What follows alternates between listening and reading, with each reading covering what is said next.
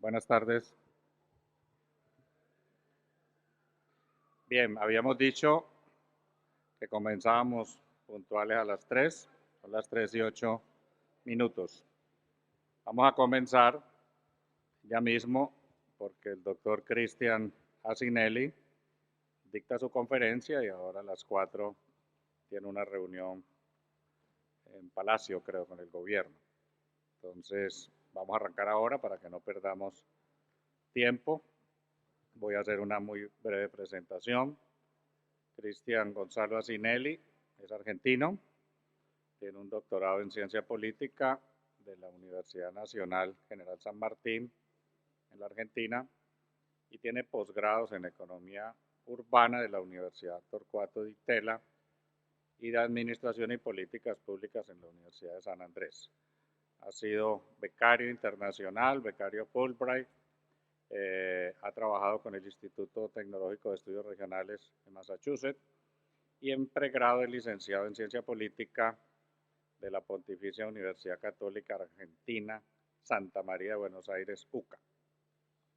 Ha publicado libros, publicaciones, como La ciudad que tenemos, La ciudad que queremos, 2009, Modernización del Estado argentino, escenarios y práctica en el 2015, y uno más reciente, Financiando el Desarrollo, el rol de la banca multilateral de América Latina del 2021. Cristian es directivo y ha sido funcionario de la CAF, que luego se cambió el nombre, que ahora es un banco interamericano, aun cuando se llama todavía CAF, pero antes era Andina solamente, Corporación Andina de Fomento.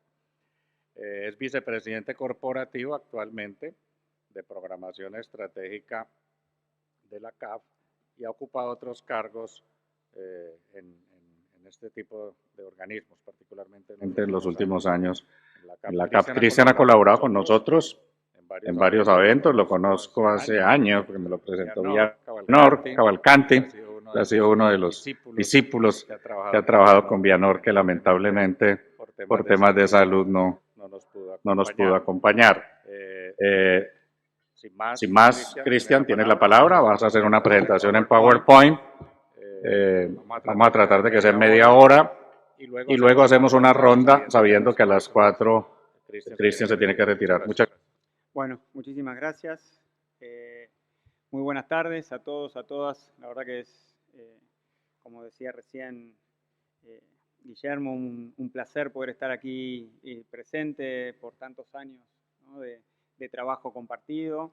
Un agradecimiento muy especial a todas las autoridades del ACPA IAS, bueno, a Rubén Darío Echeverry por encabezar, como siempre, este evento con toda su sabiduría.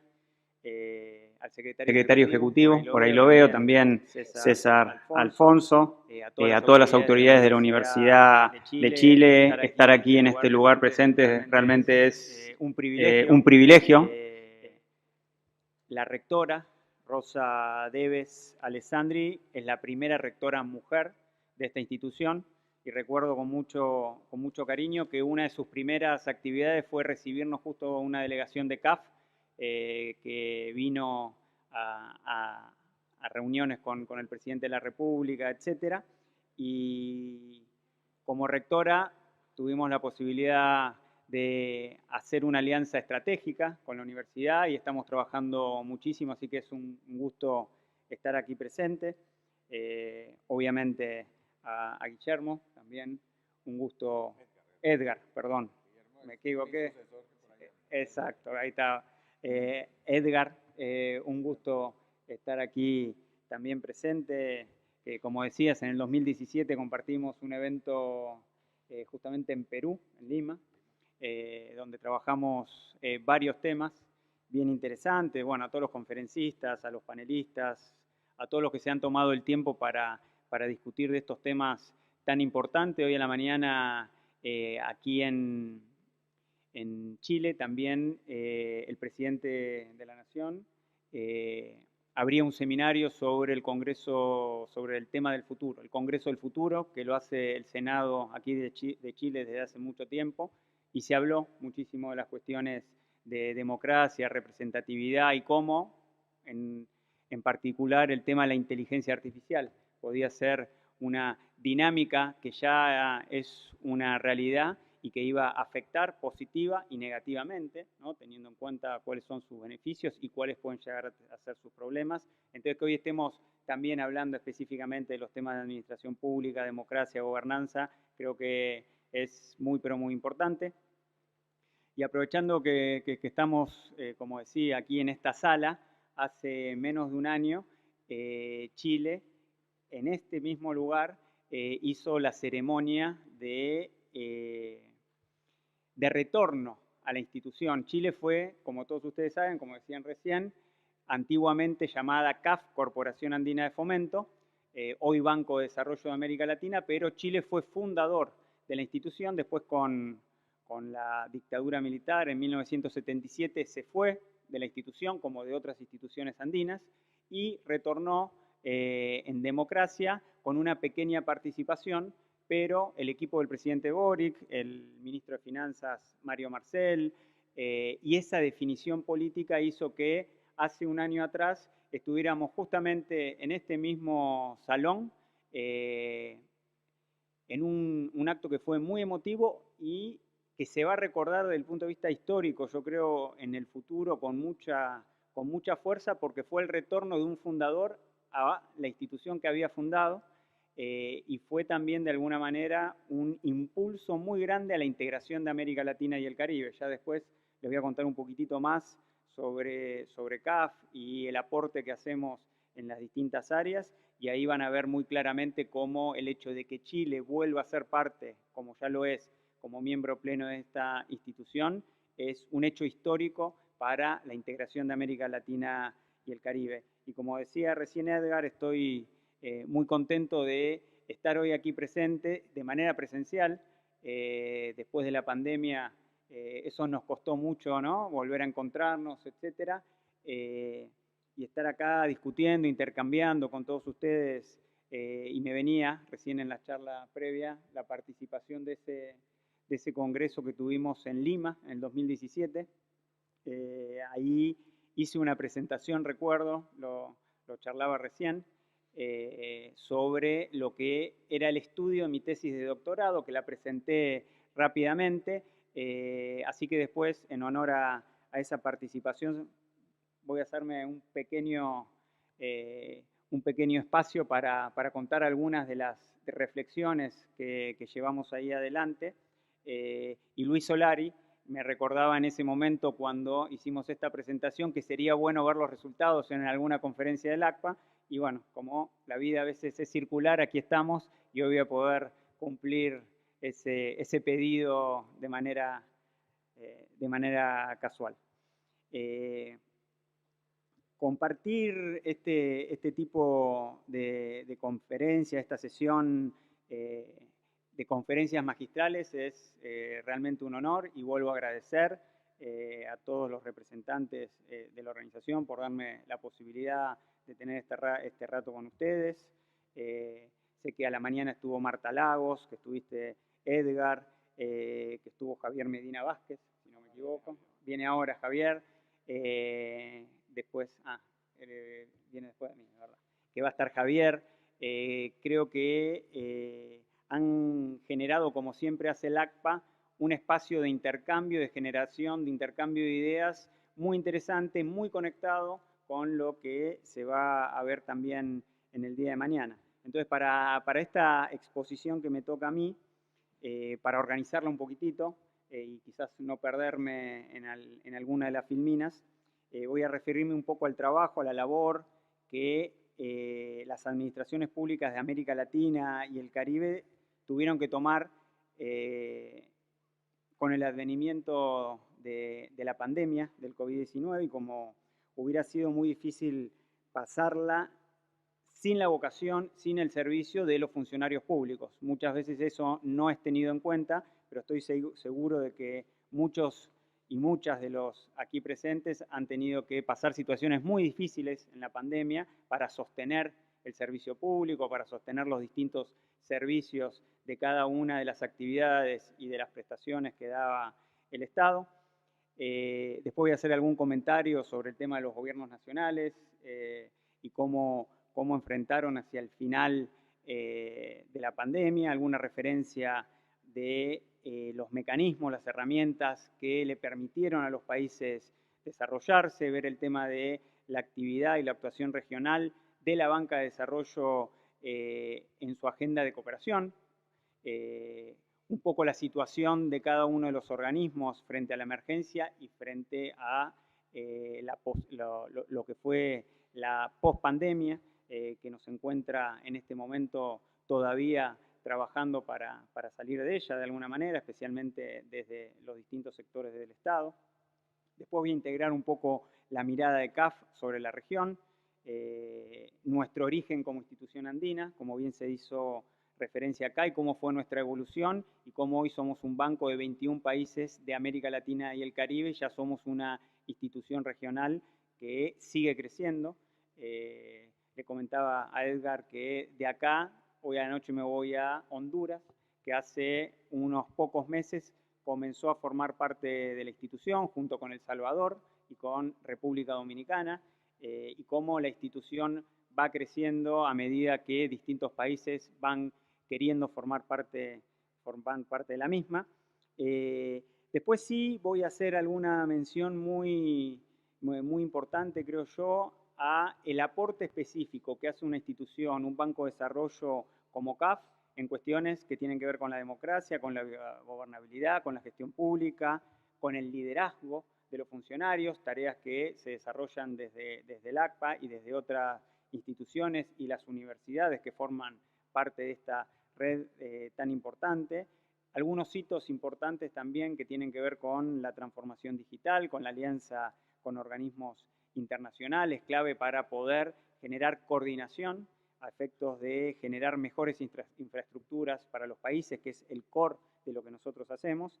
Y quizás también, si me da tiempo y no me paso, ver algunos de los números de la institución para que también se vayan con una idea de cómo el desarrollo, el impacto, la visión que tiene una institución como CAF en América Latina y el Caribe es realmente un bien regional del cual todos tenemos que aprovechar. Y como les decía hace unos instantes, tengo la certeza que esta serie de sesiones que tan bien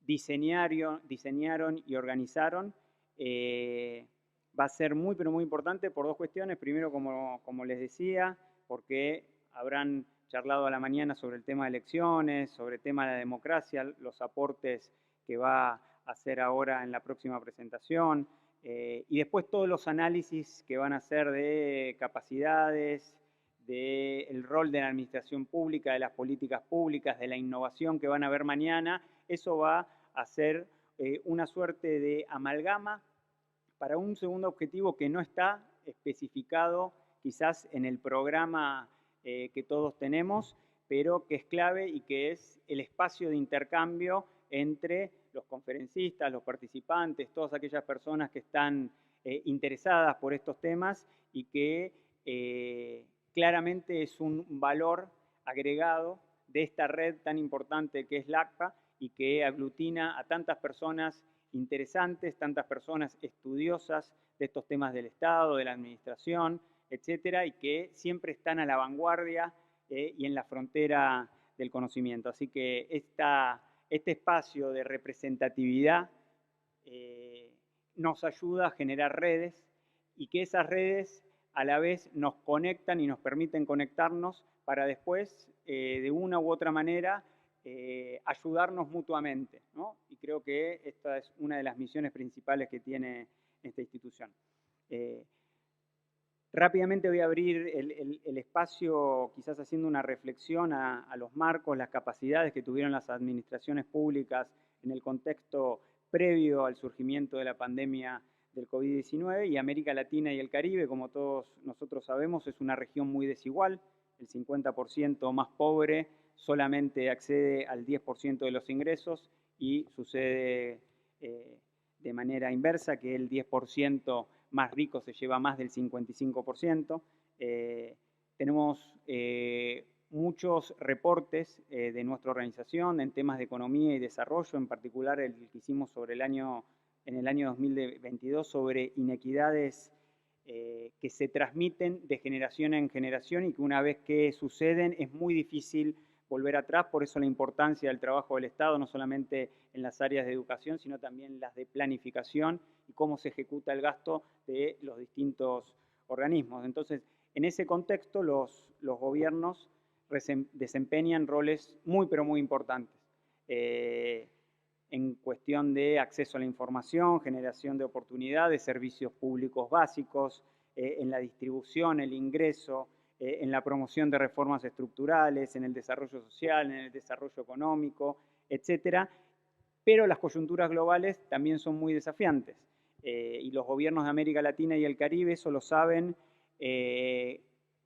mucho, lo saben bien, y a pesar de las diferencias ideológicas que podemos tener distintos países en la región, se han implementado políticas en la mayoría de los países, y Chile es un caso paradigmático para pensar el corto, el mediano y el largo plazo, ¿no? En temas que tienen que ver con la actividad productiva, con la competitividad, con las exportaciones, con la sustitución de importaciones, ¿no? La pandemia de alguna manera nos permitió evidenciar que las cadenas globales de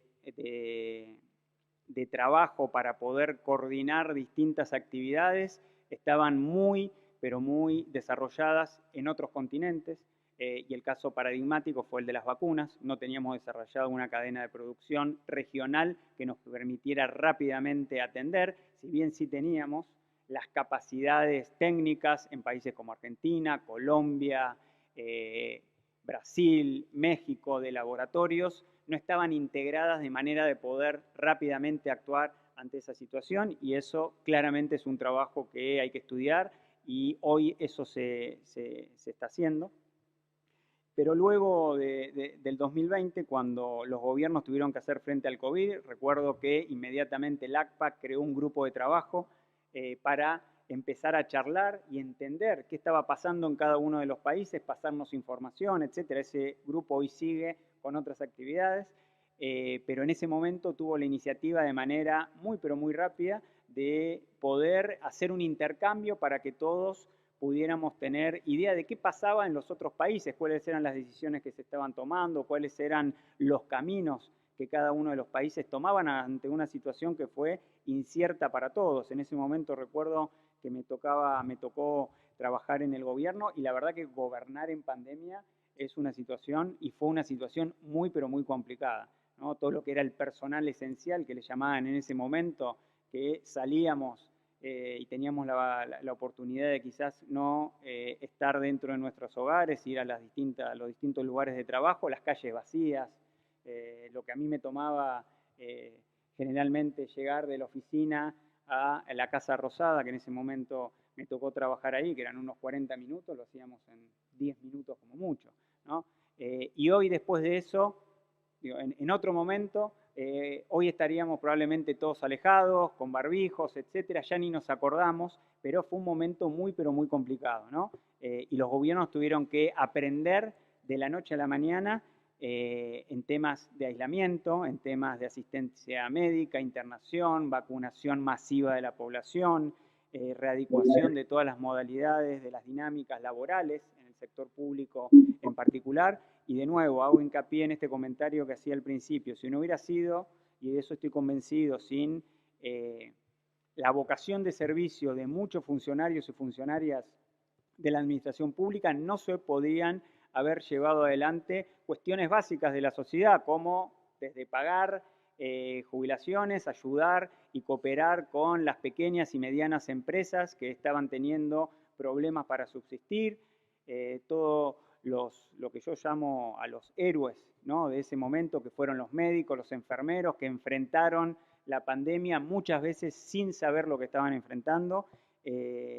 Todos esos escenarios, ¿no?, de alguna manera de desconocimiento, de urgencia, en los que los gobiernos tuvieron que convivir, también tuvieron que convivir con déficits fiscales, ¿no? Y en el caso de los bancos de desarrollo, para nosotros fue muy fácil entender esa dinámica, porque los programas, los proyectos que veníamos desarrollando tuvieron muchos que pararse para dedicar los recursos a cuestiones mucho más urgentes del momento del momento que estábamos viviendo, con economías que estuvieron muy golpeadas, con países que estuvieron muy golpeadas, no solamente porque nuestra región, con un porcentaje de la población mucho menor, tuvo una incidencia mucho mayor de las muertes en la región, y eso creo que en parte se debe a esta no integración de las cadenas globales de valor que no nos permitieron rápidamente poder actuar, y lo hemos vivido. Cada uno de nuestros países, recordarán, hacía lo que podía para conseguir vacunas. Si no eran las rusas, eran las chinas, las de Estados Unidos, la de no sé dónde.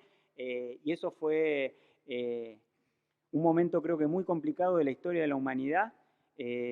Recuerdo que el Papa Francisco en ese momento dijo algo que a mí me quedó muy, muy grabado, y que era que de esta crisis íbamos a salir mejores o peores, ¿no? Bueno, después cada uno sacará las conclusiones de cómo salimos, pero claramente había regiones del mundo que tenían entre 5, 7, 15, 20 vacunas por habitante, cuando había casos de países de nuestra región que no llegaban ni a la mitad de ese número. Así que nosotros como Banco de Desarrollo entendemos que América Latina y el Caribe es una región solución para los problemas que tiene la humanidad, no solamente en cuestiones de biodiversidad. Todos sabemos la riqueza que tenemos en este sentido. El 15, el 20% de la biodiversidad del mundo está en nuestra región. Tenemos el Amazonas, contamos con más del 30% del agua dulce del mundo. No tenemos un problema de escasez, tenemos un problema de distribución. Hay zonas de nuestra región que tienen muchísima agua, y hay zonas de nuestra región que están absolutamente faltas del recurso hídrico. Entonces tenemos que trabajar en políticas públicas para poder mejorar no solamente la calidad del agua que se le da a las distintas poblaciones, sino también cómo la distribuimos. Hoy, justamente en la apertura del Congreso del Futuro, el presidente de la Cámara de Diputados, que por lo que escuché entendí que era de Coquimbo, de La Serena, de esa zona, hacía una reflexión muy importante sobre cómo la zona norte del país estaba teniendo problemas con la cantidad de agua, y la zona sur estaba teniendo problemas de excedencia. Entonces, ¿qué política pública, y se lo pedía al presidente en ese momento de manera bien específica, podía llevar adelante para generar una política pública de abastecimiento de agua potable para las poblaciones que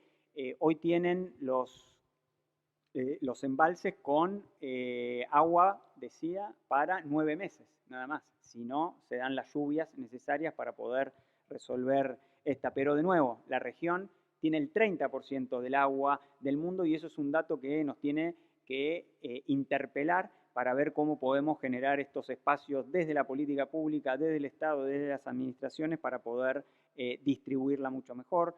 En cuestiones de alimentación somos productores de alimentos para más de 1.300 millones de personas. En tema de generación eléctrica tenemos la matriz energética más limpia del mundo. Nuestra región solamente impacta en el 7, 8, 9%, depende de cómo se lo mida, de las emisiones totales del mundo. Entonces el problema no es de nuestra región, y todos nuestros gobiernos se han comprometido para bajar esas emisiones, y lo están haciendo, pero tenemos que también trabajar con el resto de las regiones del mundo para que esa, diría, transición energética no sea solamente una transición energética, sino que sea una transición energética justa, porque nosotros en nuestra región todavía tenemos problemas de pobreza muy graves que en otras regiones del mundo quizás ya se han solucionado, pero a veces el debate sobre estas cuestiones no ayuda a que los países más desarrollados puedan darnos más recursos, América Latina y el Caribe, para poder hacer esa transición energética de manera justa, ya que nuestra matriz energética, como les decía, es muy verde ya de por sí.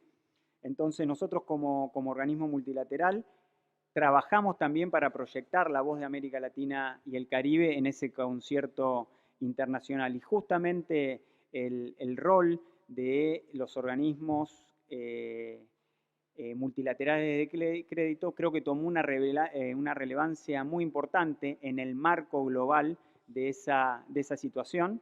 En el caso nuestro de CAF, en un plano más regional, además de tener un papel muy importante durante la gestión de la pandemia, también pusimos especial atención, ni bien terminó, a cómo debería ser la recuperación económica posterior a esta grave crisis que tuvimos. Otros bancos también, como el BID, como el Banco Mundial, como Fonplata, el Banco del Caribe, etcétera, también tuvieron una incidencia muy importante en la refinanciación de los proyectos, en la reprogramación de las actividades para poder seguir adelante con mecanismos que, mirando hacia adelante, tendieran a cuestiones de hambre cero, como muchos países se lo han planteado, el fin de la pobreza, y condiciones que garanticen de alguna manera la salud, el bienestar y una industria que sea más innovadora en cuestiones de infraestructura también institucional, no solamente la infraestructura física que necesitamos.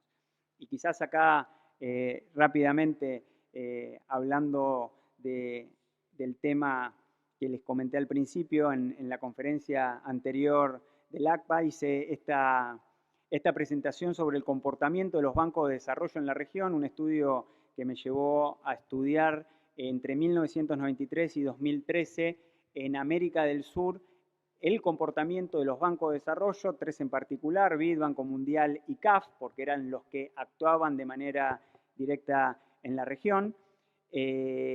Obviamente, hoy rememorando quizás todo eso, del 2013 al 2023, ya han pasado 10 años, se podría ya hacer otro estudio semejante, utilizando quizás las mismas variables, y del 23 en adelante, viendo la pospandemia también. Creo que sería muy interesante, pero bueno, en ese momento había tomado un periodo de tiempo que consideramos lo suficientemente largo como para ver distintos periodos ideológicos en la historia de nuestra región, distintos gobiernos en cada uno de los países, y tomé varias variables. Una primera de agregación territorial de la banca de desarrollo, el Banco Mundial como un banco de agregación territorial mundial, el BID como un banco continental y CAF en ese momento como un banco más regional, porque todavía no había, en el momento del estudio, crecido como ha crecido hasta este momento, donde ya somos 21 países de América Latina y el Caribe, ¿no? Entonces, la primera variable de agregación territorial, después una segunda variable que tenía que ver con las tipologías de créditos que cada uno de los bancos de desarrollo tienen muchos tipos de crédito, pero en ese momento por cuestiones académicas, de estudio, etcétera, las dividí en dos. Los créditos de inversión, que son aquellos que se utilizan para hacer obras de infraestructura, temas de educación, salud, etcétera, y los créditos de ajuste, que son los que generalmente piden los países para ayudar al balance fiscal, a las finanzas públicas, etcétera. Y después una tercera variable que fue la categorización de los países de la región año por año, dependiendo de sus presidencias, en países más pro Estado o más pro mercado. Eso se hizo a través de entrevistas con actores claves, más de 100 actores claves de la región, que me ayudaron a construir una variable que me permitiera decir si un país era más pro Estado o más pro mercado.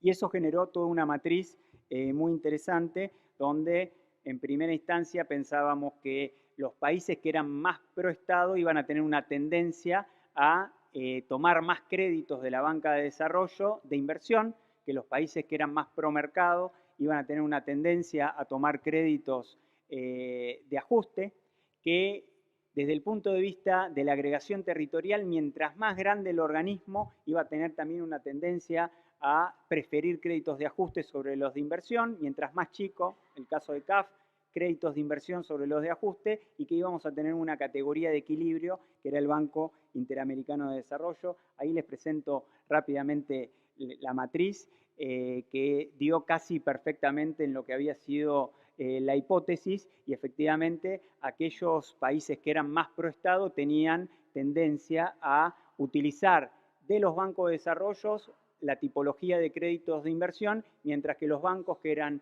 más pro mercado preferían utilizar los créditos de los organismos multilaterales para balances fiscales, sus cuentas públicas, etc. Así que es una pequeña píldora para poder responder lo que fue ahí en el 2017 ese comienzo de lo que fue una investigación que después, bueno, se transformó en un libro. Después, como les decía, con el advenimiento de la pandemia, el comportamiento de la banca multilateral en América Latina y el Caribe podríamos decir que se dividió para atender dos frentes. Uno, el que tenía que ver con la implementación de las medidas sanitarias extraordinarias en tiempo récord, y lo que era la ayuda económica para la ampliación de la política monetaria, ¿no? Después tenemos distintos casos, el del Banco Mundial, el del BID, el de CAF y otros organismos multilaterales que no voy a entrar ahora a nivel de detalle, pero todos colaboraron de alguna manera para poder paliar las situaciones de necesidad urgente que tenían los países. Y eso creo que fue un acontecimiento muy especial porque demostró que toda la banca multilateral de desarrollo, inclusive no solamente la que está en nuestra región, sino también la que atendía a otros países como el Banco Africano, el Banco Islámico, etcétera, estuvieron a la altura de las circunstancias para poder planificar y ejecutar rápidamente proyectos que les permitieran a los países acceder a los recursos necesarios para atender la emergencia. Pero ya salida la emergencia, en el caso nuestro como Banco de Desarrollo, tuvimos como dos objetivos estratégicos, uno que tenía que ver con la reactivación económica y social, apoyando sectores estratégicos en temas de agua y saneamiento que mencioné hace un ratito, energía, desarrollo social, todo lo que tiene que ver con transformación digital, el uso de la IA, que está hoy en boca de todos. Entonces, desde que asumimos en el año 2021 una nueva gestión, nos pusimos esos objetivos para poder dar un salto cualitativo en la ayuda a los distintos países y a las necesidades, a los pedidos de los distintos países, ¿no? Tuvimos una cantidad enorme de proyectos. Hoy estamos aprobando más de 16.000 millones de dólares al año. En Argentina apoyamos muy fuertemente el programa de Argentina contra el hambre por más de 600 millones de dólares. En Brasil también trabajamos para apoyar a los pequeños y medianos productores en las distintas zonas del país. En Trinidad y Tobago hace muy poco estuvimos haciendo proyectos que tienen que ver con agua, saneamiento, etcétera.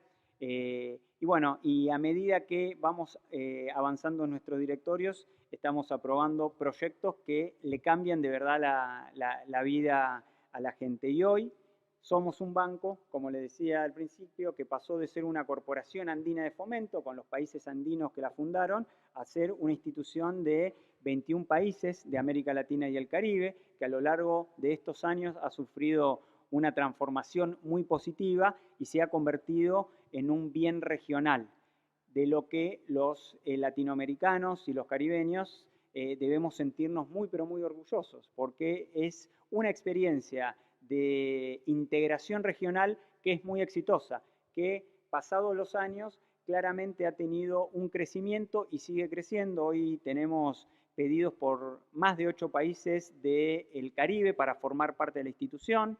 Está cambiando el gobierno en Guatemala, ayer ha asumido un nuevo gobierno y también muy probablemente esté interesado en sumarse a nuestra institución, y eso nos va a llevar, si Dios quiere, en los próximos años a ser una institución que esté cerca de 30 países de América Latina y el Caribe, que, como les decía, es algo de lo cual todos los que estamos aquí presentes nos tenemos que sentir orgullosos, especialmente los amigos y las amigas de Chile, que han dado la noticia más importante de los últimos años en materia de integración regional con la vuelta a la institución de un país que es líder en América Latina y el Caribe. Obviamente tenemos un entorno global, como todos sabemos, y nos enfrentamos muy complicado con los temas de la guerra, lo que está pasando en Rusia, Ucrania, lo que está pasando en Israel y en Palestina, pero de nuevo, vuelvo al concepto que les había dicho al principio, América Latina y el Caribe es una región solución para poder enfrentar los desafíos que tenemos para adelante. Y esto se puede hacer si nos organizamos, si coordinamos no solamente dentro de los países, sino como organismos multilaterales de crédito.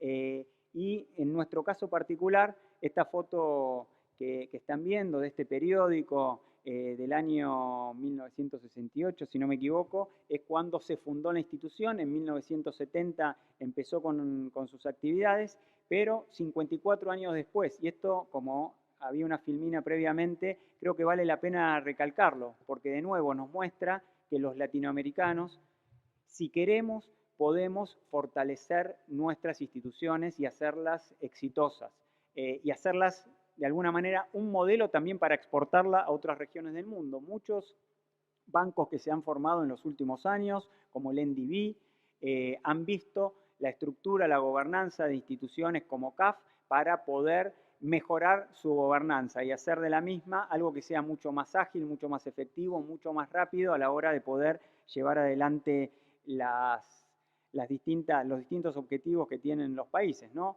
Estamos en la era de los 140 caracteres. Los países también, cuando nos vienen a pedir financiamiento, no quieren esperar un año, ni medio, 2 años para terminar un proyecto. ¿Por qué? Porque las necesidades son actuales. Y en ese sentido, en el caso de CAF en particular, tuvimos una muy buena noticia, y fue que nuestro directorio aprobó una capitalización hace 2 años nada más, de 7.000 millones de dólares. La última capitalización en CAF había sido en el año 2015, cuando estábamos pasando un periodo, entre comillas, de vacas gordas, de precios de los commodities altos. Entonces, en ese momento fue mucho más fácil a los ministros de Hacienda y Finanzas, que forman parte de nuestro directorio, tomar una decisión de capitalización. Pero tomar una decisión de capitalizar una institución de desarrollo en un momento donde la mayoría de los países tienen problemas fiscales muy grandes, fue una decisión muy osada de parte de los ministros, pero también una decisión muy inteligente, porque esta capitalización nos va a permitir doblar el tamaño del banco en los próximos años, doblar la capacidad de crédito, poder atender muchísimas más de las necesidades que tienen los países, que no tengo que explicarles a todos ustedes que son muy grandes. Y esto implica también trabajar en cuestiones muy importantes, como que el 40% de todas nuestras operaciones tienen que tener un sello verde en los próximos años. Implica trabajar con una red muy importante de gobiernos subnacionales. Eso es lo que nos ha pedido también nuestro directorio, y para eso hemos creado una red que tiene ya más de 200 alcaldías de toda América Latina y el Caribe, trabajando para poder generar estos espacios de diálogo.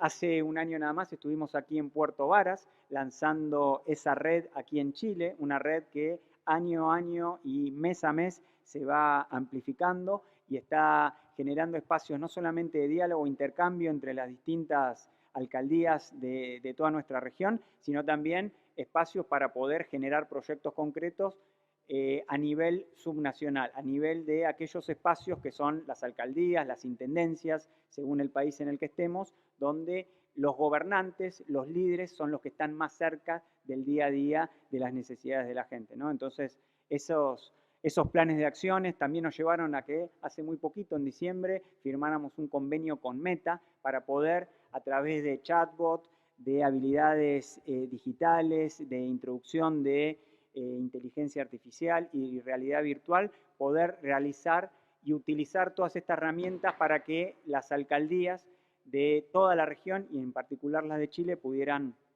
aprovecharse de todas estas tecnologías.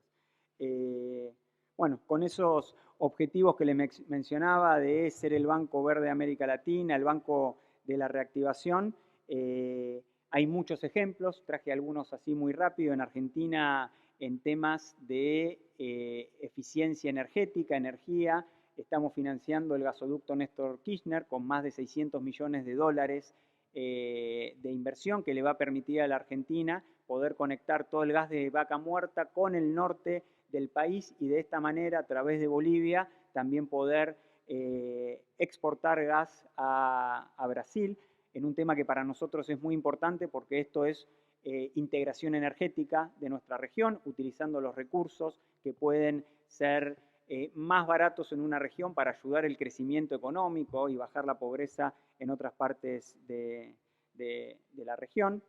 Estuvimos en el Caribe con Mia Motley trabajando una propuesta muy importante con una lideresa que hoy está teniendo una voz muy potente en toda América Latina, el Caribe y el mundo sobre temas de cambio climático, haciendo hincapié en temas de turismo sostenible, de crecimiento verde, de biodiversidad, etcétera, y haciendo una presentación de lo que para nosotros es un elemento muy importante. No solamente trabajamos para generar espacios con los países para hacer obras de infraestructura, etcétera, sino que también tenemos un área de conocimiento que en los últimos 20 años ha editado estos estudios de economía y desarrollo con distintos temas que habrán visto ahí, desde temas de seguridad ciudadana, capacidades estatales, el último que estamos desarrollando sobre cuestiones de los desafíos medioambientales.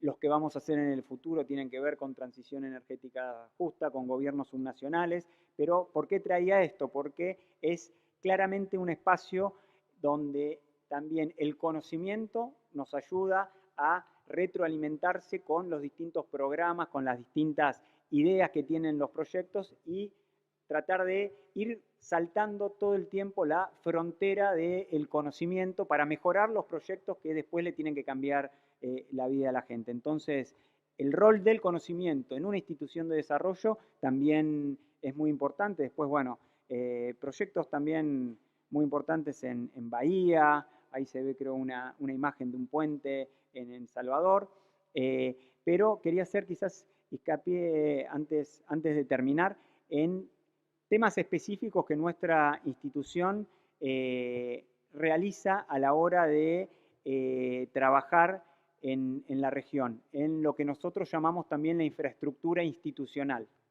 Somos muy buenos haciendo obra de infraestructura, agua, saneamiento, rutas, etcétera. Tenemos equipos súper capacitados a lo largo y a lo ancho de toda la región, pero también tenemos áreas de capacitación, de desarrollo institucional que nos ayudan junto a las áreas de conocimiento a trabajar en habilidades de la gestión pública, en espacios de formación de líderes jóvenes, en espacios de capacitación en temas estratégicos a requerimiento de los países y a propuesta nuestra. Los diplomados que muchos de ustedes deben conocer en temas de fortalecimiento de habilidades de la gestión pública, los distintos programas que tenemos de innovación, de digitalización, de transformación digital, como les mencionaba al principio, iniciativas para fortalecer el liderazgo de los jóvenes, iniciativas, cursos cerrados, cursos abiertos, cursos a medida, tailor-made a pedido de los países, espacios virtuales para aprovechar a fondo lo que fue una de las grandes enseñanzas de la pandemia y que creo que ha llegado para quedarse, todo lo que tiene que ver con la enseñanza virtual mixta. Los diplomados que tenemos de gobernabilidad e innovación que tienen más de 20 años en América Latina y el Caribe, que los ideó, los pensó en su momento un gran presidente que tuvo nuestra institución que se llamó Enrique García, boliviano él, pero un gran latinoamericanista, y durante más de 20 años venimos trabajando estos programas. Hoy lo hacemos ya con 19 universidades de América Latina y el Caribe, inclusive con universidades de España y de Portugal. Estamos empezando este año para que todos los países de nuestra institución estén representados para poder trabajar en temas de reactivación productiva, reactivación sostenible, inclusión. Por eso hemos creado dentro de nuestra institución una gerencia de género, inclusión y diversidad y la hemos puesto al mismo nivel que la gerencia de infraestructuras, que la gerencia de desarrollo urbano, de agua, de economías creativas, etcétera, porque creemos que el futuro también tiene que ver con la inclusión, no solamente de las mujeres, sino también de los distintos grupos étnicos de toda nuestra región. El programa de liderazgo para la transformación, que también lo impulsamos desde hace más de 20 años y que hace mucho hincapié en lo que tiene que ver con habilidades blandas para líderes que no necesariamente han cursado o se han formado en las universidades, pero que son líderes sociales, líderes comunitarios, de distintos ámbitos de la sociedad civil y que también necesitan estos espacios no solamente de capacitación, sino también de generación de redes, que es algo, como les decía al principio, que consideramos sumamente importante. Los programas de alta conducción, que le llamamos nosotros en América Latina y el Caribe, donde se han capacitado en los últimos años también candidatos a presidentes, rectores de universidades, ministros, funcionarios, funcionarias, alcaldes, alcaldesas, a lo largo de toda la región. Y después también, bueno, tampoco los voy a aburrir, pero tenemos lanzada una oferta de capacitación que después en su momento a través del ACPA la podemos quizás distribuir, donde tenemos desde MOOCs, cursos específicos en distintas áreas, más de 64 capacitaciones específicas a gobiernos a pedido, muchas capacitaciones virtuales, muchas capacitaciones híbridas, una nómina actual de unos 5.000, 6.000 aproximadamente alumnos de nuestros diplomados de gobernabilidad y liderazgo que están en un aula virtual. Hemos utilizado todo lo que tiene que ver con el metaverso para que se puedan encontrar en las distintas charlas y a partir de ahí generar intercambios. Es una experiencia que es muy interesante que estamos desarrollando en estos últimos años, y también una oferta de capacitación muy fuerte lanzamos el año pasado y la continuamos este año para líderes jóvenes,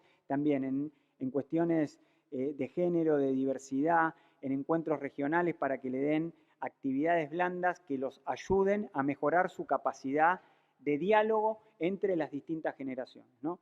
Entonces, como les decía en su momento, este año hemos realizado operaciones por más de 16.000 millones de dólares. La nueva capitalización nos va a permitir en el 2030 aproximadamente estar en más de 30.000 millones de dólares de proyectos de inversión. Aquí en Chile, en el 2023, como les decía, que empezamos en este lugar emblemático, el reingreso de la institución. Hicimos también el año pasado un encuentro en la CEPAL, que lo vamos a repetir este año, el 8 o el 9 de abril, sobre temas de desarrollo, a los cuales también están obviamente invitados. Y en nuestros distintos directorios tenemos una gobernanza que podríamos decir que es muy distinta a la que tiene el BID, el Banco Mundial. No tenemos un directorio residente que está en alguno de los países, sino que nuestros directores son los ministros de Hacienda y Economía de América Latina y el Caribe, que se reúnen 3 veces al año para ver la agenda estratégica de la institución y aprobar los programas de inversión y todas las cuestiones que ellos consideren importantes. Vamos a seguir creciendo como banco regional, apoyando la sinergia entre instituciones como la APA, CAF, IAS y todas las organizaciones internacionales, porque creemos que la coordinación es una palabra que se dice muy fácil, se dice rápido, después llevarla adelante no es fácil, a veces no es fácil coordinar dentro de nuestras familias, dentro de nuestros trabajos, etcétera, pero la coordinación entre organismos multilaterales, la coordinación entre países, la integración regional, creo que es un activo que tenemos nosotros los latinoamericanos que tenemos que llevar adelante. Voy cortando porque me pasé, pero tenía una filmina al final de algo que habíamos empezado, creo que más al final la puse, sobre una... Ahí está. Fue una iniciativa que tuvimos en el 2014, 15, 16, 17, por esos años, de una colección de libros sobre distintos temas. En ese momento tomamos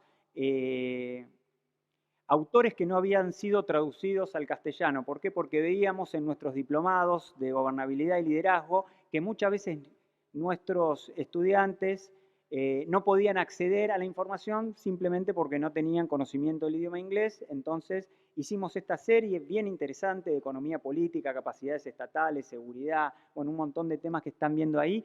Y vamos a hacer ahora, y quizás esto es una invitación también para trabajar con LACPA, una nueva edición de esta visión para trabajar también, apoyar el desarrollo de la región a través de la capacitación y a través de la generación de conocimiento, porque creemos que un banco de desarrollo no solamente tiene que tener esta visión que sí es importante financiera, tenemos que tener los números al día, poder de esta manera hacer proyecciones, poder tomar, hacer lanzamiento de bonos para poder financiar a los países de manera más barata, etcétera, pero no podemos olvidarnos del lado social, del fortalecimiento de la democracia, y por eso estamos muy agradecidos que nos hayan invitado, en mi caso particular, hoy, en el rol que me toca como vicepresidente de CAF, para contarles un poquito cómo podemos trabajar en conjunto, en coordinación, para mejorar, en última instancia, lo que todos los que estamos aquí presentes, estoy seguro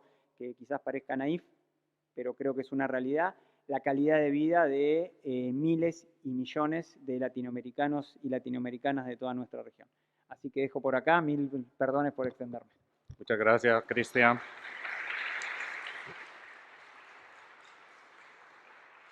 Bueno, vamos a hacer una ronda corta. Quiero aprovechar para un comentario muy breve. Por supuesto, Cristian, que me parece muy buena idea, la de que en una siguiente etapa podamos hacer no solo traducciones. Muchos de nosotros publicamos, escribimos, y todavía hay mucha distancia entre el mundo académico universitario y la gente, los organismos multilaterales y los gobiernos, así que pienso que podemos reunirnos con Rubén y con el Consejo Directivo para determinar publicaciones que hemos hecho que tienen que ver con temas concretos o de formación para líderes, para funcionarios públicos, para la gente, que pudieran ser publicados entre la CAF, LAPA y IAS, incluso también con la red mundial en la que estamos. Vamos a hacer una ronda corta de comentarios y preguntas sobre la experiencia de la CAF. La CAF es un modelo muy bien construido, era un pequeño banco de solo algunos países del área andina, se ha transformado en una banca multilateral que, como lo explicó Cristian, no es el BID, tiene una lógica diferente, tampoco es la lógica del Banco Mundial, ahí hay una dinámica de complementariedad y aprovechar pues particularidades en el diseño institucional. Quien quiera tomar la palabra, creo que hay micrófono por aquí. Si les parece, hacemos así una ronda de varias preguntas y las contesto porque ya me están retando. Bueno, que tengo una atrás, de café, el del saco café. Dale. Buenas, soy Vincenzo Escueo, estudiante de Administración Pública de la Facultad de Gobierno y me voy a tomar la libertad de hacerle dos preguntas en vez de una, pero voy a hacerlo lo más corto posible. En primer lugar, ¿cómo ve la integración de Argentina en Latinoamérica y el Caribe, ahora que Javier Milei está como presidente de la República, y particularmente con Chile? Y la segunda, como claramente la CAF, banco, digamos, regional latinoamericano, ¿qué opina usted sobre el actuar del Fondo Monetario Internacional a la hora de otorgar créditos a cambio de cambios estructurales en la matriz productiva de los países? ¿A cambio, perdón? A cambio de cambios estructurales en la matriz productiva de los países. Véase desindustrialización, eso más que nada. Gracias. Otra pregunta. Profesor Pérez, Bonfante. Gracias, muy buenas tardes. Celebrando la presentación y la asistencia del CAF en este encuentro maravilloso, incluso pues con el profesor Varela, allí de la mano, que conoce muy bien sobre el tema del financiamiento de la educación superior. Un poco me quiero ir un poco a ese campo para dialogar entre ustedes dos también. Es en la quizás penúltima filmina, proyectaba un poco una estadística del 1.9% de la inversión aparentemente en educación de calidad. En ese orden de ideas y un poco mirando las conferencias de la mañana, me hago la inquietud sobre cómo se podría avanzar en un proceso de financiamiento de la educación que permita cerrar las brechas de la desigualdad que son realmente importantes en nuestra región de América Latina, en los diversos países. Entonces, un poco como seguir avanzando en el desarrollo de la educación superior como un medio, asimismo, para el mejor devenir de nuestra sociedad en los ámbitos político, económico, social, ambiental y, por supuesto, de la democracia. Muchas gracias. Bueno, muchas gracias, Luis Alberto. ¿Otra pregunta? ¿Comentario? Aquí hay unos expertos al principio que tienen la boca callada, Solari y Rubén Darío. Ya le contesté la pregunta. Hay que picarle la lengua a Solari. Bien, ¿quién más? Conteste estas dos para que vamos arrancando. Dale, obviamente vamos rápido. Bueno, a ver, no es que quiera escapar, obviamente, a la primera pregunta que me haces, pero mi rol hoy como funcionario de una institución multilateral no me permite hacer observaciones de carácter político. Si estuviera acá sentado en un rol académico o como ciudadano de Argentina, quizás te podría dar una opinión.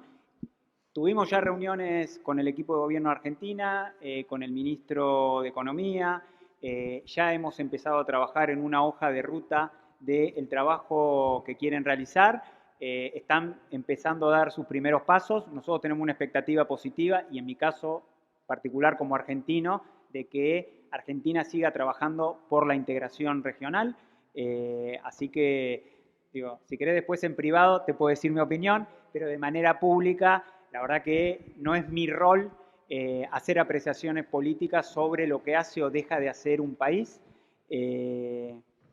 Sí, lo que te puedo decir con respecto a la segunda pregunta, porque eso es una posición que he mantenido, que está en mi libro, con respecto al tema de las condicionalidades a la hora de dar créditos. Eso pasa mucho más con el Fondo Monetario Internacional, por ejemplo, que con los organismos multilaterales, pero muchos organismos multilaterales, y no voy a dar nombre acá porque son primos, hermanos, muchas veces sí lo hacen. En el caso de CAF en particular, nosotros no damos créditos con condicionalidades. Nosotros hacemos una agenda de trabajo con el país que se llama Estrategia País y a partir de ahí lo que los países necesitan es lo que nosotros financiamos. Entonces vas a encontrar en algunos países donde tenemos una agenda muy programática de inversiones en temas sociales, de infraestructura, etcétera. Vas a ver que en otros países tienen una agenda mucho más de apoyo a reformas estructurales, financieras, etcétera. Nosotros no hacemos, te diría, una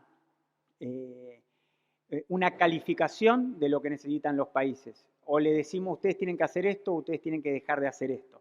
Obviamente tenemos equipos de trabajo para que cuando los países nos piden alguna cuestión en particular, nosotros los apoyamos, pero nunca vas a ver que CAF, nunca vas a escuchar que CAF se mete en la política de los países y que les va a decir a ningún país, te damos este crédito, pero tenés que hacer esta reforma.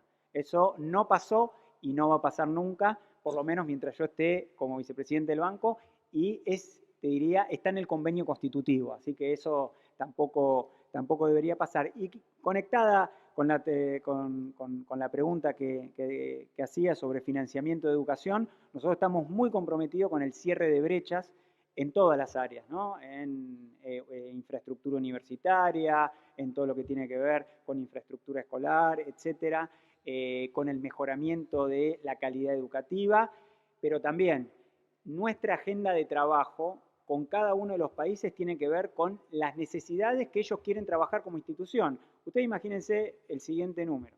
Nosotros prestamos unos 16.000 millones de dólares, el BRI en la región debe prestar otros 16.000, 17.000, el Banco Mundial en América Latina debe estar en unos 8.000, 9.000. Entre toda la banca de desarrollo, Fonplata, Banco Centroamericano, etcétera, se deben dar créditos alrededor de los 60.000 millones de dólares anuales. Solamente las necesidades de cierre de las brechas de infraestructura América Latina y el Caribe están, dependiendo de quiénes las hagan, entre 450.000 y 600.000 millones de dólares. Entonces, nuestro trabajo es muy concentrado en la agenda que nosotros llevamos adelante con las necesidades de los países. Sí estamos muy comprometidos, tenemos un área, una gerencia que creamos también con nuestra gestión de desarrollo urbano, de desarrollo humano y social, que tiene en los temas de educación una de sus principales tareas de trabajo. Así que, conectado a lo que decían recién, nosotros no condicionamos, nunca le vamos a decir ni por las buenas ni por las malas.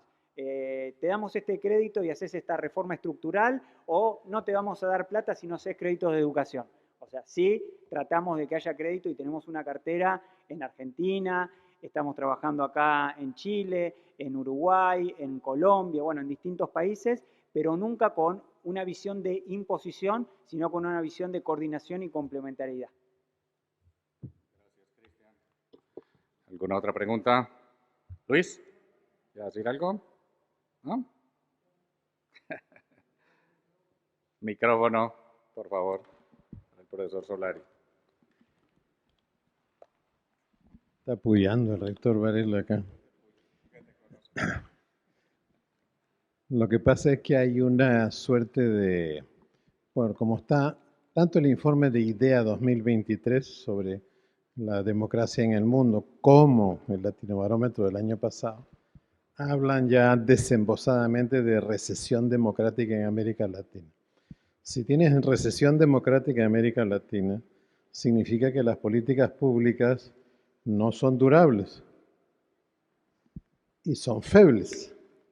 Entonces, el banco va a abrir una línea de inversión importante en fortalecimiento democrático, porque tú tienes una recesión democrática que significa gobiernos que cambian, funcionarios que cambian, políticas públicas que cambian, significa que tú haces una cooperación internacional estéril, porque es plata que se va, porque no llega a ninguna parte, no llega al objetivo propuesto en el documento con que se hace la política pública. Entonces, el banco está abriendo una cuestión importante para el tema. Ya sé que el banco, pues el Banco de Desarrollo de América Latina, pero tú no puedes estar poniendo plata. Es como que le prestas y le prestas a un fulano que te dice que va a construir un quinto piso de su casa y tú no lo ves que nunca llegue el quinto piso, el cuarto, el cuarto, el cuarto. Hay un momento en que hay que invertir en capital social. Porque el capital, esto es como el arquitecto, ¿no? Primero en la mente, después en el plano, después en la realidad. Todas las políticas públicas, desde cruzar un semáforo hasta lo que sea, todo primero es en lo intangible y después lo conviertes en visible. Okay. Eso significa invertir en el capital social de un país. Una política pública, por ejemplo, que no está creada desde una visión fraterna del otro, con el otro, ¿cómo va a resolver un problema si no lo hace partícipe del diseño y de la fiscalización? Eso, como genera confianza, es una inversión en última instancia en el capital social, que es al final lo que fortalece y hace a un país, no lo hacen las carreteras. Por supuesto hay que invertir en infraestructura, pero el banco está abriendo, trabaja, está dispuesto a meter una inyección en esa parte, o es que se va a mantener solamente como el Banco de Desarrollo de América Latina. No, totalmente de acuerdo con lo que decís y por eso quizás fueron las filminas del final que las pasé mucho más rápido, además de apostar a la infraestructura física, integración, etcétera, apostamos a la infraestructura institucional a través de estos programas de capacitación para generar este capital social que vos hablás. Por eso el banco tiene hace más de 20 años estos programas de formación donde apostamos mucho a la formación del capital humano de los distintos países de la región, a la generación de redes, de líderes, lideresas, y hoy estamos con una apuesta muy fuerte que la lanzamos el año pasado y que ya hemos capacitado más de 3.400 jóvenes. Obviamente necesitamos que otras organizaciones también hagan este tipo de trabajo. Nosotros solos no nos alcanza, es como lo que te decía hace un ratito. Entre toda la banca multilateral de desarrollo, prestamos unos 60.000 millones de dólares y por año la región necesita casi 600.000 para cerrar las brechas de infraestructura, ¿no? Acá estoy hablando de las cuestiones de caminos, agua, saneamiento, etcétera. Por eso creemos firmemente que no solamente tenemos que hacer obras de infraestructura, sino también, en la medida de nuestras posibilidades, trabajar en todos los países en la generación de redes, en el fortalecimiento del capital social y en la capacitación de los líderes de la región.